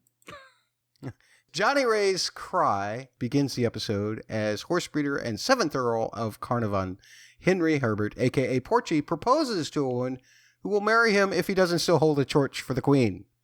Meanwhile, tensions increase between Elizabeth and Philip as he continues his triple Ds. Triple Ds? Yeah, those are dusk to dawn diversions. Yeah, I knew that. Elizabeth makes a timely call to Porchy to talk about stallions. Wait, what happened there? Horses. Talk about horses. Okay. Whatever strategy Lilibet and Porchy came up with, it pays off as his horse Oriole wins the King George, and Philip is he jealous? Porchy and Elizabeth decide on Oriole's future, and Porchy suggests making him a stud. And now that he's engaged, Margaret tells Lilibet about the Porchy Torchy. And alludes to double P's. Wait, double P's? Yeah, Philip philanderings. Lilibet and Philip discuss Oriole's stud fees. Porchy talk ensues, followed by Philip off to do his triple Ds again. Elizabeth makes sure to check herself before Porchy arrives to review mares for a cover. That is the proper term, a cover. After Churchill retires, Queen Mother suggests one last dinner, and Philip reluctantly agrees at the cover. After some uncouth comments, Porchy's private line and jealousy come up. Tensions mount again, culminating in Elizabeth being disgusted by having to defend herself. In the other storyline, Winston is skeptical of an English modernist named Sutherland, who is doing a portrait for his 80th birthday. Winston interviews Sutherland even as the process is already beginning and is grumpy when he hears about it, and debates the artist's qualities with his wife, Clementine. Things explode between Anthony Eden when he visits Churchill regarding Winston holding on to power. Winston finds Sutherland not very willing to talk shop as he poses, but his wife thinks that Sutherland has found truth in the work so far. There's this montage of Stannis and the Trinity Killer, each painting their works respectively. In the final painting sesh, as they exchange interpretations of each other's works, finding the tragedy of lost children actually rooted deep within both of them. All of this while Henry Purcell's What Power Art Thou plays. On Churchill's 80th birthday, he is awoken by his singing wife, a huge cake, well wishes from all around the globe, and finally a ceremony watched by all the royal family on the telly, complete with Elgar's pomp and circumstance as well, and a very unflattering portrait. After making his best jokes about it, Winston rejects the painting, bringing Sutherland to his door. There, Winston must face the truth that he has tried to ignore. He decides to step down from being Prime Minister. His final official audience with the Queen ends with a kiss on her forehead and a handshake for Anthony Eden. After that, Elizabeth and Philip go to Churchill's dinner. Philip has been a very naughty boy, screaming and yelling at her in a jeep for a very long time and then getting out. And she gives a lovely goodbye speech to the first Prime Minister, all the while burning holes in her husband. Philip does manage to mouth an apology. And then finally, Clementine burns the painting. And again, I will say that Clementine admitted to burning the painting because it was so disturbing to her husband. So she was the one who had it done, just as the last scene depicts. Guys, I was going to ask you, when I saw this episode, I immediately thought how if there's an unflattering photo of me on Facebook or Instagram or anything, I immediately untag myself. And that's what Clementine did. She untagged Winston from that photo. The old school way. That's as old school as you get with that. I mean, a painting and a fire. That's definitely trailblazing. Exactly. Literally. We talk about these episodes, and I don't talk about Winston Churchill much because he doesn't quite fascinate me. His issues seem almost more ordinary than the Crown issues. So I'm not often fascinated by another grump. We have a good grumpy Philip. Do we need another grump in Churchill? I don't know. So adding this commenter, this painter, I think really brought out something in Churchill that was needed. But to see him still be a grump, to still not accept you're 80 years old. Everybody in this country at the time of this recording was talking about our current president, Joe Biden's age. Churchill is way past Biden. I mean, enough is enough, Churchill. Take the painting. If you don't like it, hang it up in a bathroom. What are you going to do? It's very interesting that you say that, because one of the reasons why I found Winston's story in this particular episode so fascinating is because he is and was at the time a legend, a living legend. He is bigger than life and huge. Oh, definitely. You seen the size of him?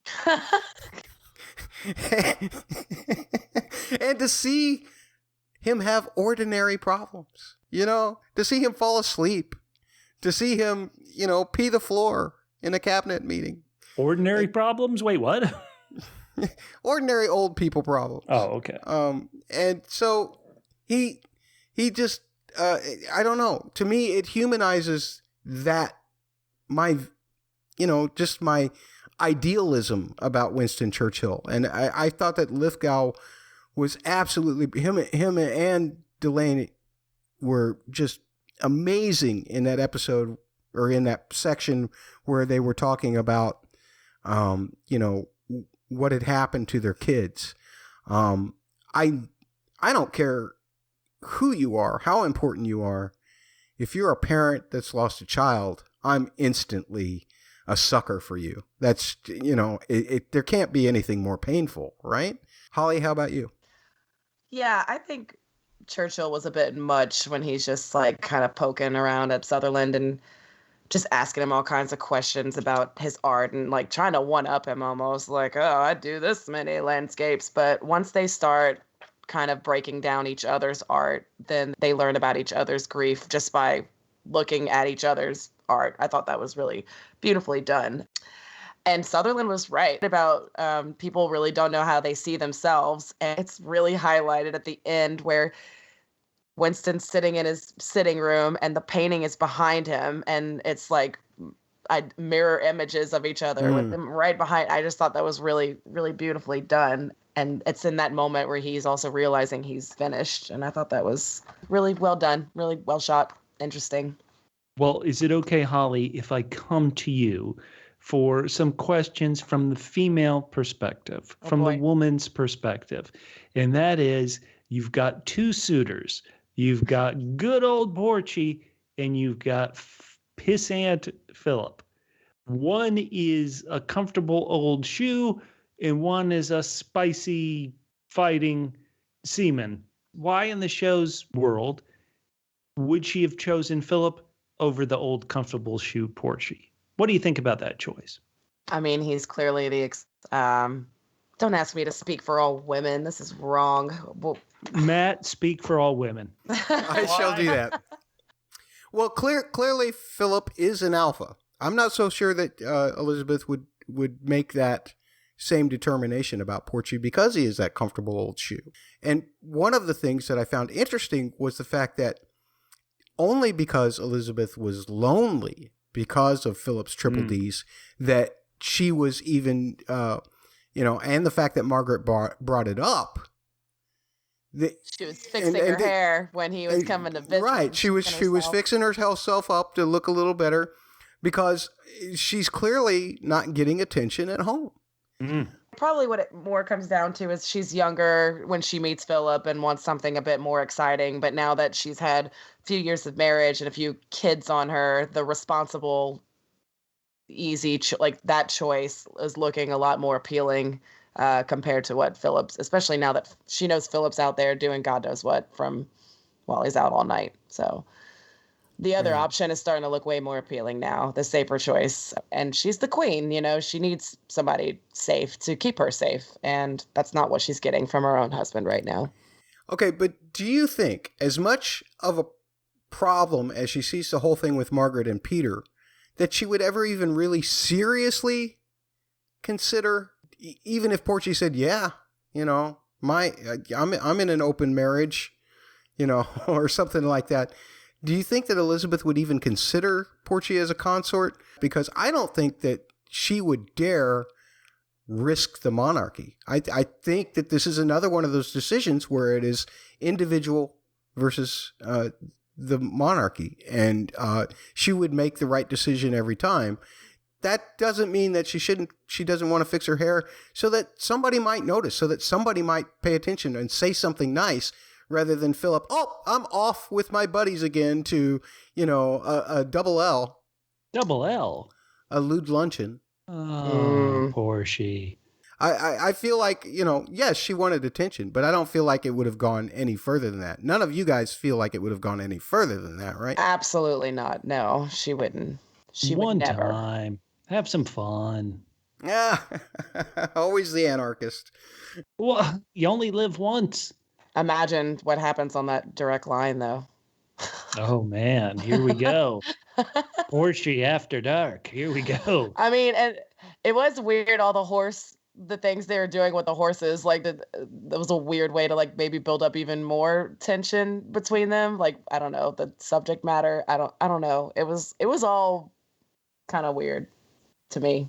One thing, now this is terrible. I apologize for being a typical stupid man, but a part of me, if I break up with somebody, I want them to end up all alone for the rest of their lives and miserable.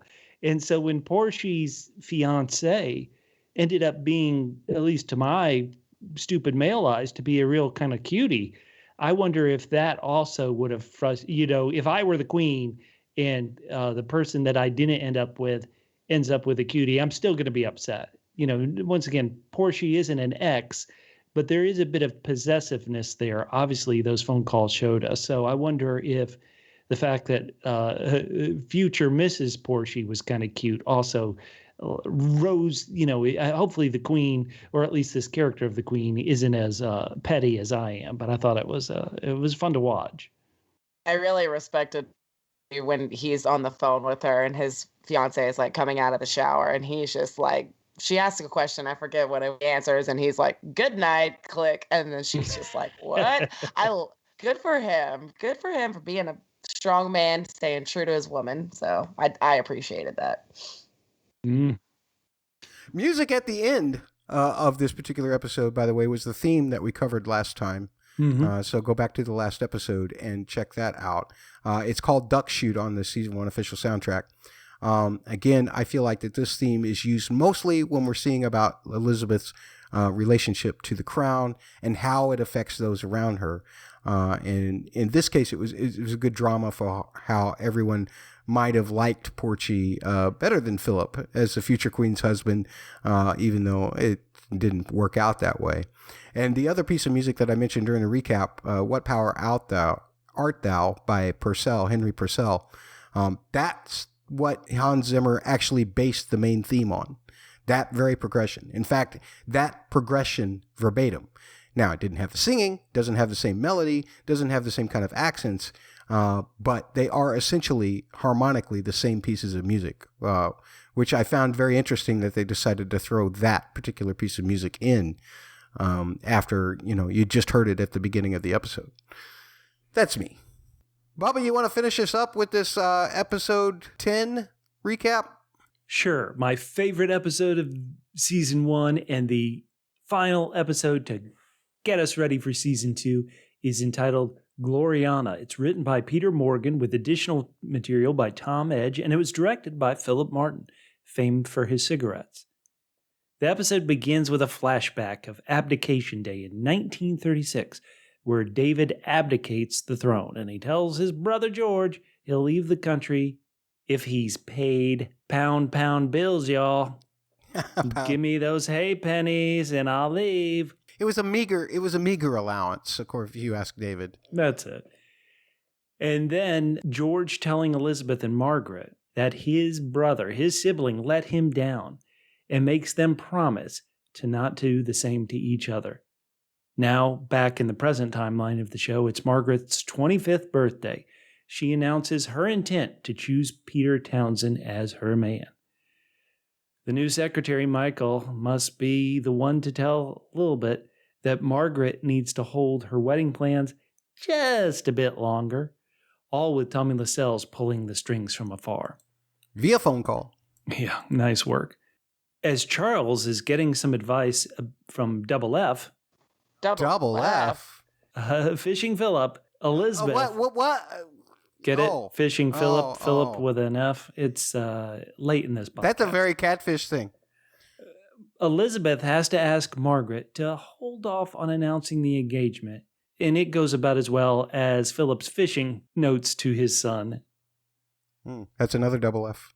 Anyway, Tommy Lascelles and the Queen Mother, they have an idea to help Philip adjust to being in Elizabeth's shadow. That idea, Philip opening the Olympic Games without his ball and chain Elizabeth next to him. And guess what? That goes over as well as every plan in this episode. As Prime Minister Anthony Eden returns from Cairo to brief the Queen, Philip and Margaret share their feelings of disgruntlement, their frustrations with each other. And that was kind of a nice bonding moment for both Philip and Margaret.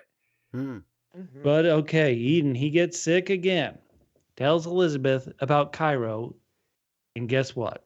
That went as well as Charles's fishing. Boy, everything is coming up cod here. But Eden promises to take the cabinet's temperature regarding Margaret's potential marriage to the group captain. The Queen Mother and Philip discuss going to Australia. Peter Townsend comes home to a royal welcome. Everybody wants to see him back from Belgium. Prime Minister delivers the bad Royal Marriages Act news. The only solution is no solution at all. Upon hearing this terrible news, Margaret, she's naturally bitter. The press start chasing Peter and Margaret as they try to get moments together, and they're double being, bribing butlers for the chance to get a picture of them together. Later that evening, Margaret tells Peter she loves him. Aww. Note that he doesn't reciprocate, but he doesn't dismiss her either. Aww. The Queen finds herself part of her sister's story in the press. Prime Minister Eden is summoned to Buckingham Palace and told the story of Elizabeth and Margaret's promise to the late King George. The Queen urges Eden to try again, get this Parliament back on track to accept this wedding. Elizabeth works on the church side of it. But again, no dice. It's a Charles fishing experience, yes. Philip tells Elizabeth to be a family member first and foremost. So Lilibet calls upon one person. She's trying to find any good advice. So who does she call? Crummy Uncle David.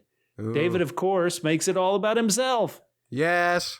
He does finally tell her to protect the crown. So she summons her sister Margaret and tells her she can't support that marriage as a queen. Margaret vows to Peter that she will never forgive her sister Elizabeth and will never marry anyone else. Philip is appalled by the fact that Elizabeth can't be a sister first, and the fact that he's being sent off to Australia all by himself. This end of the season montage is Eden getting raked by Egypt and his health worsening, Townsend returning to Brussels as both he and Margaret are unhappy, Philip driving off, Elizabeth gets her picture taken. Man, families are the worst, are they not? Holy smokes. They're awful. Awful. This was the episode that I loved, even though this is the episode where Queen Elizabeth makes a choice that I just cannot accept. Now, I know there's some reports that this isn't exactly 100% accurate the way it went down. But as a television show and as a narrative, this was devastating. This was ridiculous. I think back to history of old Henry VIII. He was king. He didn't care about any rules. I'll make my own church. I'm going to marry this woman. I'm going to marry this woman. Somebody give me a son. Here we go. Here we go. Here we go. It doesn't matter. Hey, I'm king. I get to decide.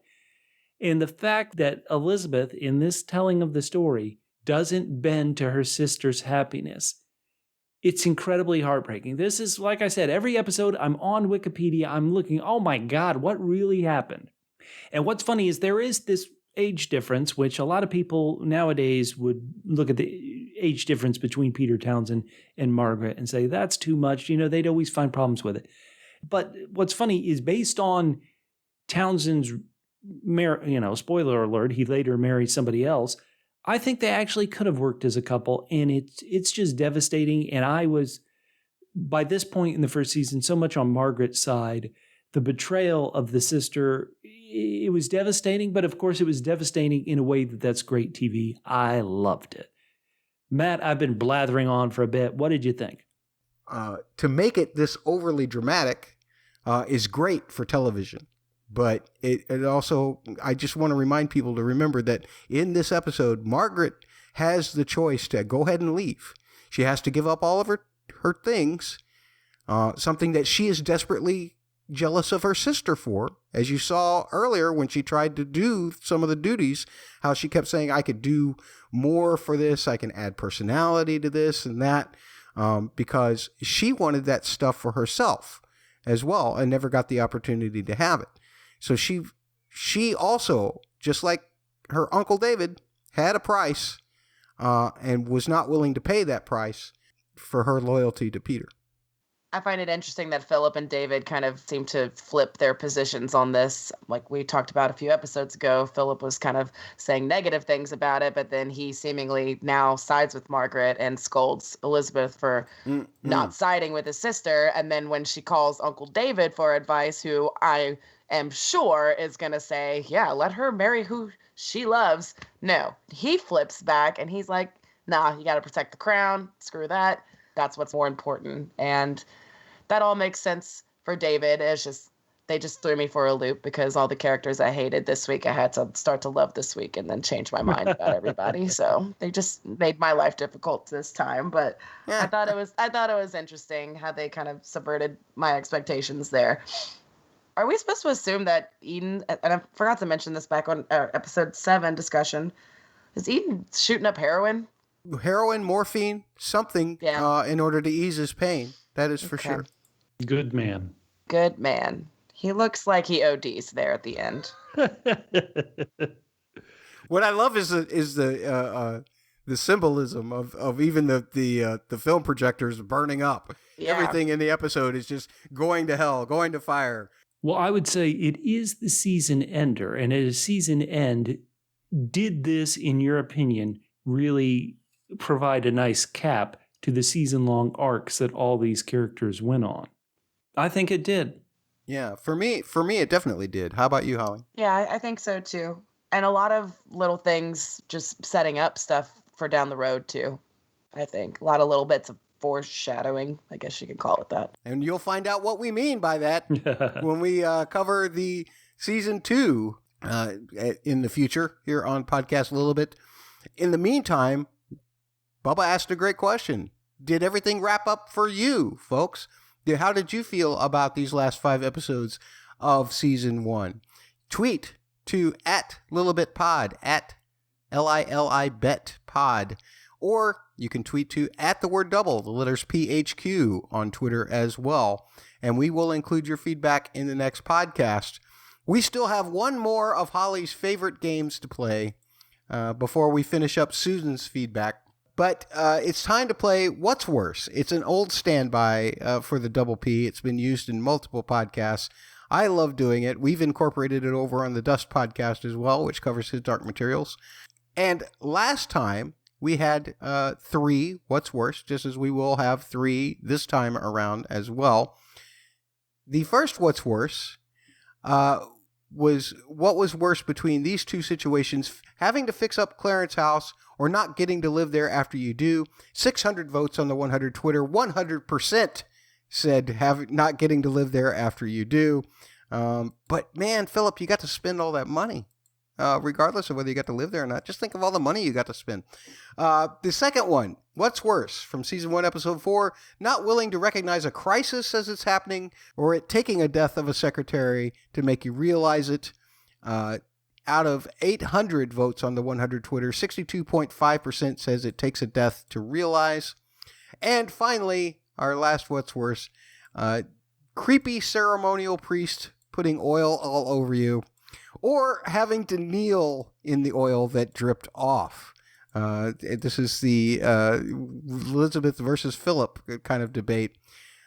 I am shocked. We arrived immediately that Holly was right on this. She said, it's creepier to get oil put all over you, which we all agree. There was no point in arguing that.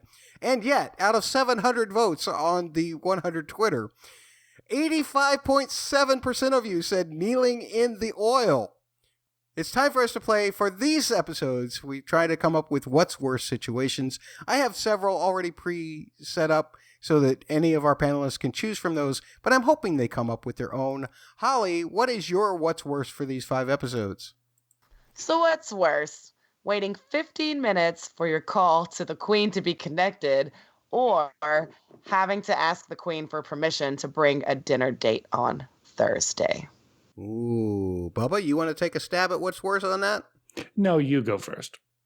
Well, I'm going to say that you have to ask permission to bring a dinner date on Thursday.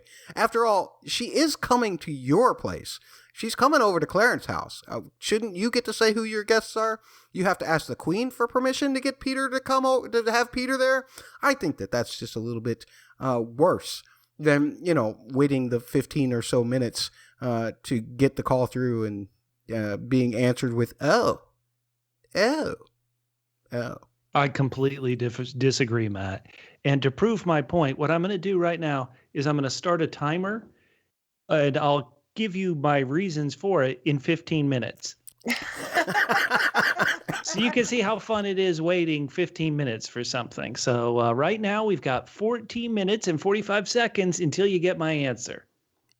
A call from Her Majesty the Princess to the Queen. Oh. Oh. Oh. Ah, that was a good oh. Oh. Oh. You are arguing my point for me. That is worse. But I, of course, won't give you an answer for another 14 minutes and 12 seconds. So. No, you absolutely. In that case, Holly, who's right?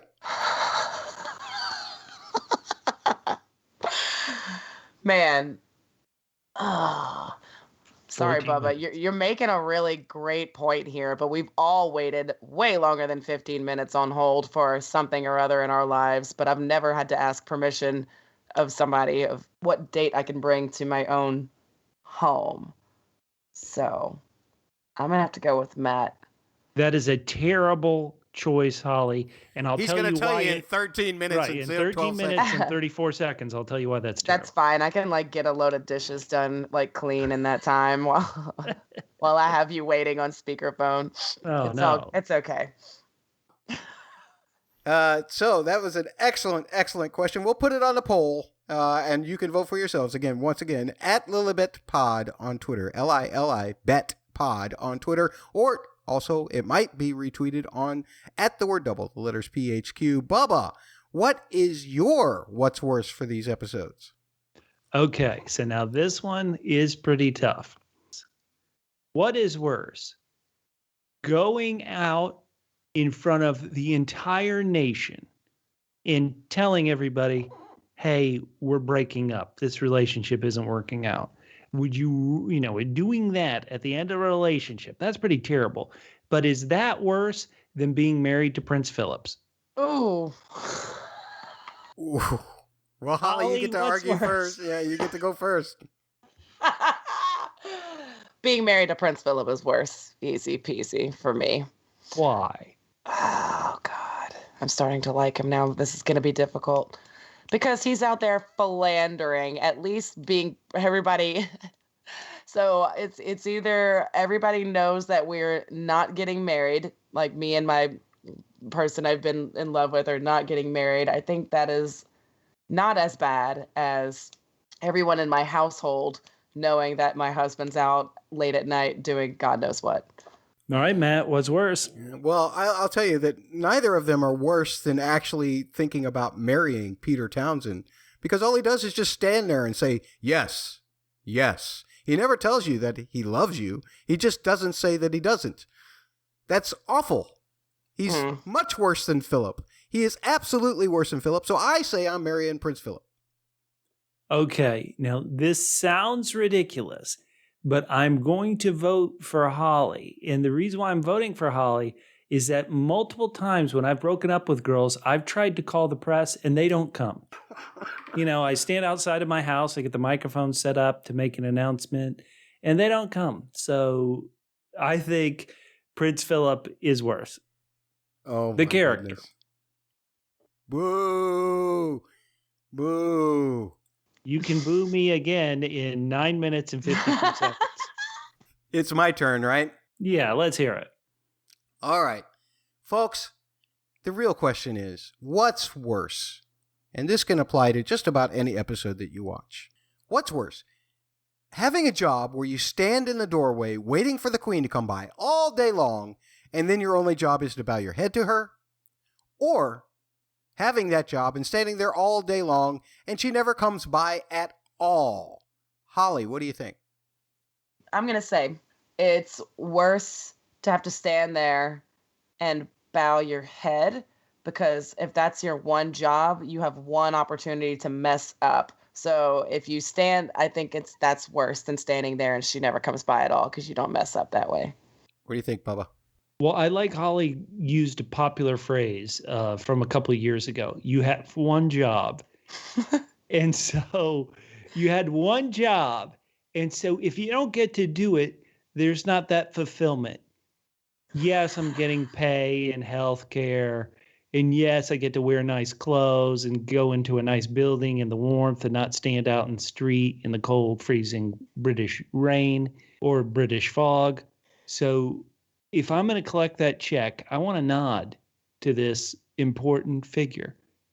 That not getting to nod, that's worse. Yeah, and I'm going to have to go with Bubba on this because I've already suffered my midlife crisis, and I know what it's like to feel like you have no purpose at all in life. Oh, man, I'll have my So- midlife crisis in 7 minutes and 58 seconds. All right, let's get to some music. Oh, yeah. So last time we looked at a theme that essentially looked at the crown's relationship to Elizabeth and how that would affect the people around her. Now that she has ascended, we have a different theme going that kind of has the same principle, except I feel like it's centered a little bit more around her central family than anything else, siblings, mother, not just like a prime minister or something like that, that is a little bit on the outside, but people directly in her family.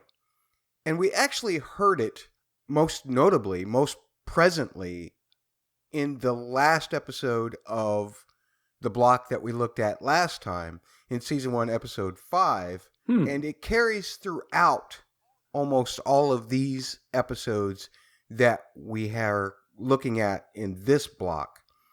The theme on the official soundtrack is track 10, called The Ascension, and it does essentially is first heard when Elizabeth does become queen, and everybody's kind of looking at her, and especially the family members are looking at her, and Philip's going to have to kneel to her, and all of that stuff. So it's a direct effect on her becoming the queen, and it really seems to be centered around, especially in this block of episodes, how it affects her relationship with her family. Like we heard it in Season 1, Episode 6, Gelignite, during several moments with her relationship with Margaret.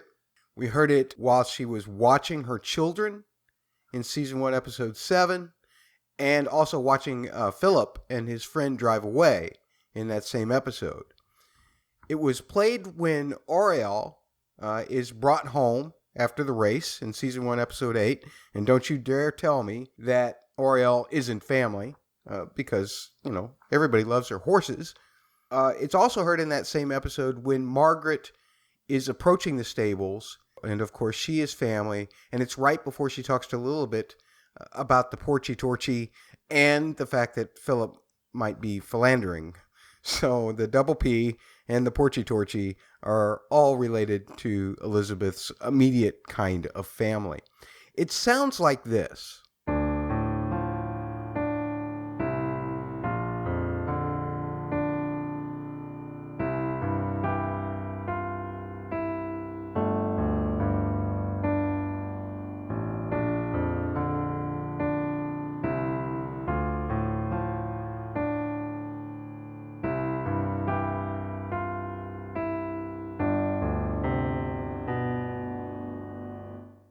Some things that you can gather from it, both just the way you hear the music and the way you think about it in terms of Elizabeth's relationship with her family, is that the crown is having a serious effect on her relations with her family.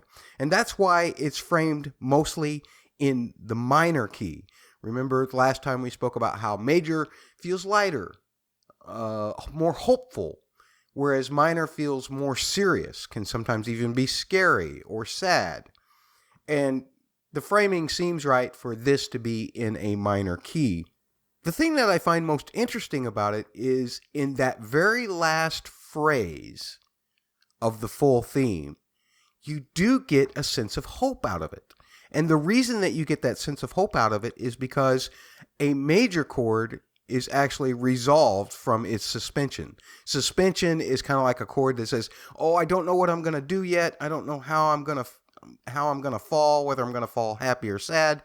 And then it falls one way or the other. And this time around, it falls in major, which is lighter, more hopeful. This part is what I'm talking about. And it's easy to see that everything else is still minor, so there's still a lot of seriousness going on here. But that's the glimpse of hope.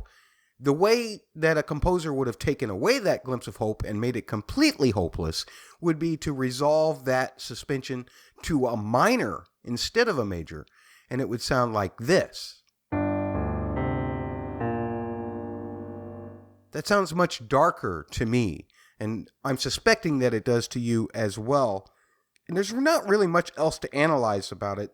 It is emotional.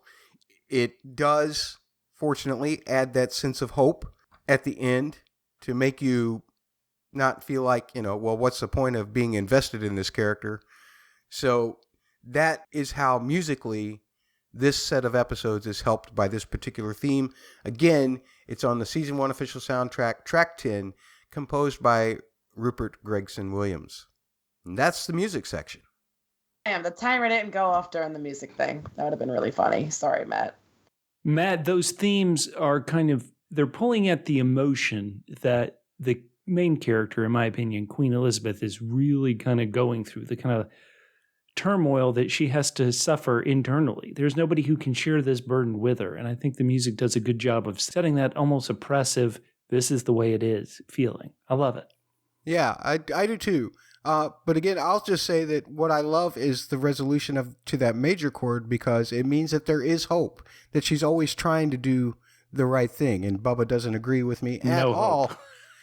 But I'll tell you somebody who does agree with you, Bubba, and that's Susan. At the end of her message to us, she said, "I also totally agree with Bubba's opinion on Tommy Lassel's tyrannical application of protocol." Heck yeah. Although one interesting observation I have is that in those rare instances when the royals flout protocol, it usually ended up costing them. I look forward to continuing to follow you all on your journey through the crown, where I agree with Holly, it's one of the best anti-smoking advertisements ever.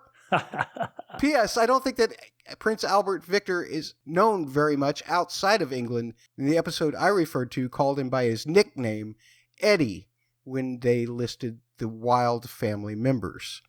Oh, man. Excellent. Would people want a crown where people had such kind of friendly neighbor names? Hey, it's Eddie. Birdie. King Jim. Right. Jim. Well, folks, that's going to wrap up our conversation for these 5 episodes of The Crown. We'll be back for another installment, much to Bubba and Holly's chagrin that they have to put up with me talking about all these things.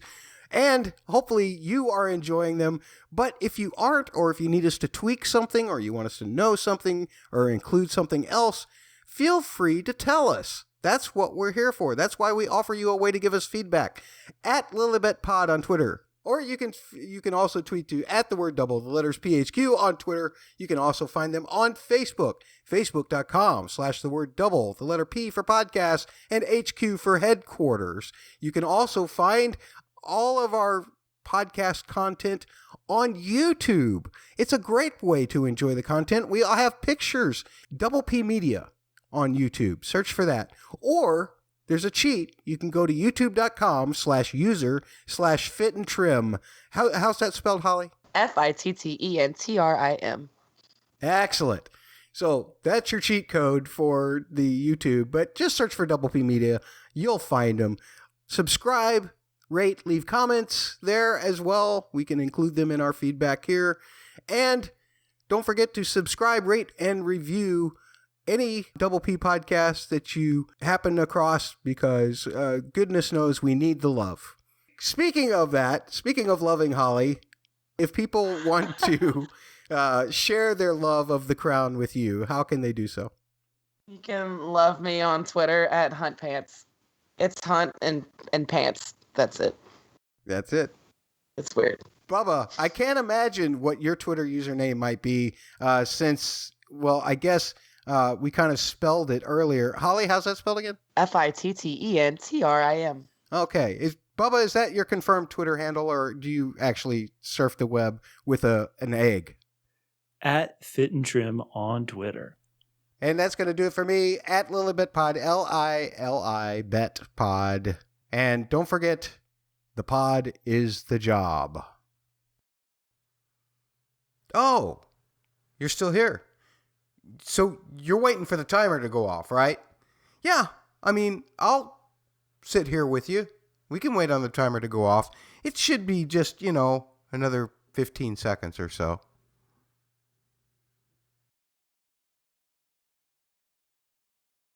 Here we go. Oh, I'm sorry, Matt. Now let me tell you why waiting for a call 15 minutes is terrible.